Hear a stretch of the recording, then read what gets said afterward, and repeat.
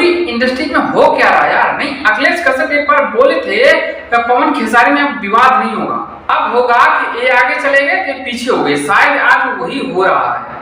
नहीं, कुछ दिन पीछे खेसारी लाल एक गाड़ी देते हैं जिसका नाम होता है रेंज रोवर, और हाल ही में पवन सिंह लिए हैं रेंज रोवर टॉप मॉडल, और पवन सिंह के पास पहले से भी एक रेंज रोवर गाड़ी थी,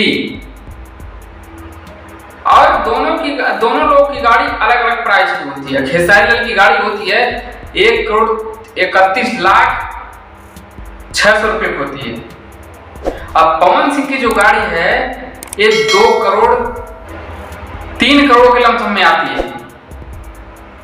बताओ, है ना, टॉप मॉडल है, इतना महंगी है। मान लो इंडस्ट्रीज में अब वो भी कंपनी का मालिक खुद गाड़ी लेके आता उनके घर, सर देखिए सही है, चला के देखिए, तब देख जाता है। तो आज के लिए इतना ही, तो चलते हैं, बाय बाय।